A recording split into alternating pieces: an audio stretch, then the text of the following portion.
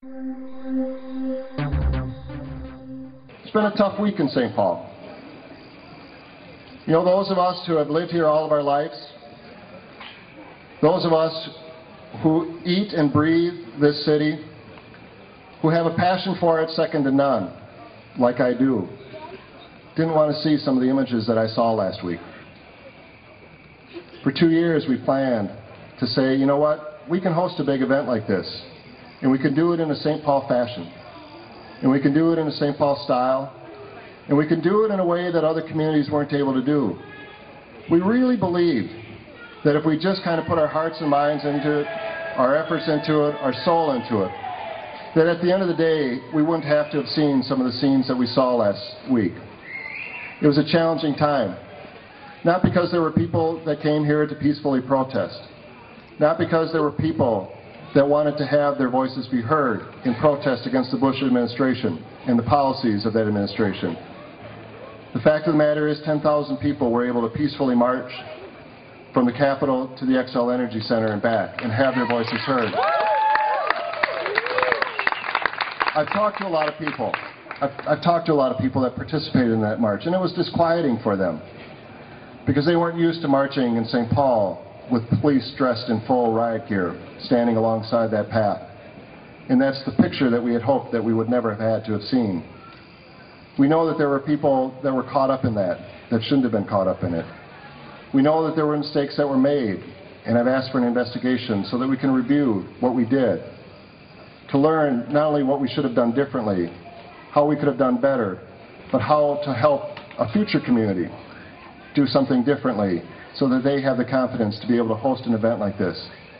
I want people to understand, while the majority of the people that came to our community to speak did so in a peaceful and respectful manner, do not doubt for a moment that there were people here that did not come with that same agenda.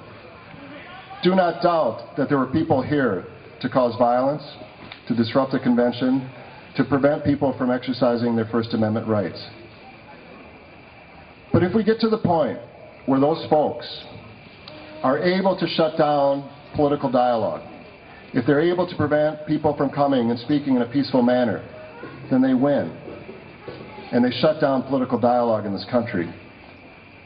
We'll learn a lot through the course of our review about how we could have done things in a slightly different manner.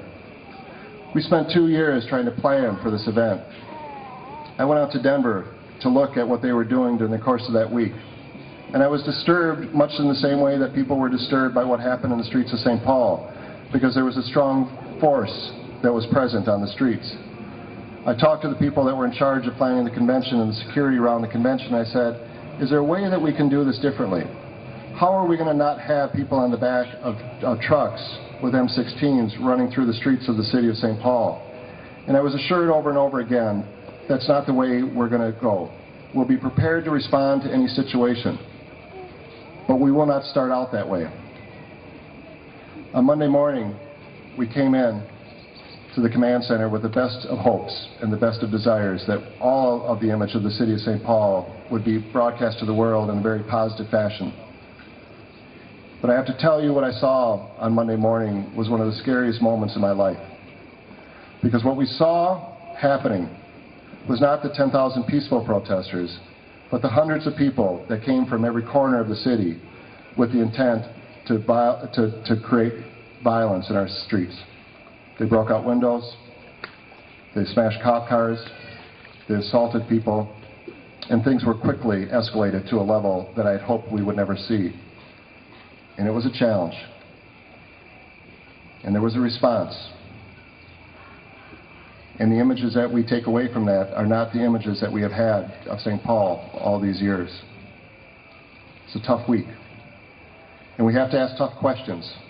Did we do the right things? Did we employ the right strategies? At the end of the day, we'll get answers to those questions. And we will restore our confidence in the city of St. Paul that we are the kind of place that we always have believed it is. It's a city I'm passionate about.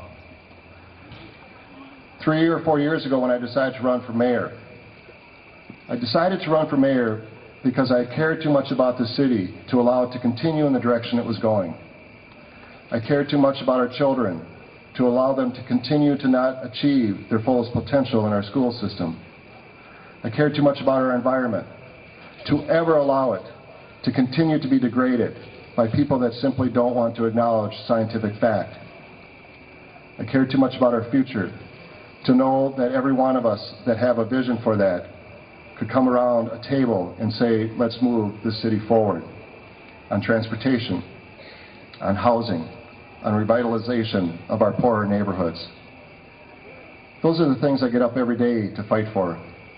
Those are the things that every one of the people that work for me believe in. Those are the values that we as a community stand for, and those are the things that St. Paul is known for. It's an incredible community, folks. Don't let a couple of moments in time, a couple of images seared into your minds, ever shatter that belief that this is the greatest place in the world to live.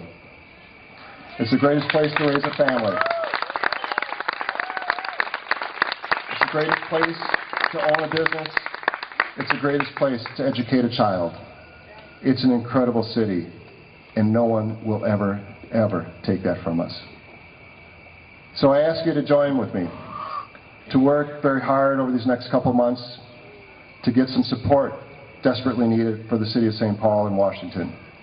To work with me very hard next year to make sure that we continue to move the agenda forward. To work with us very hard over the next several election cycles to get this country where it needs to go, because we can get there.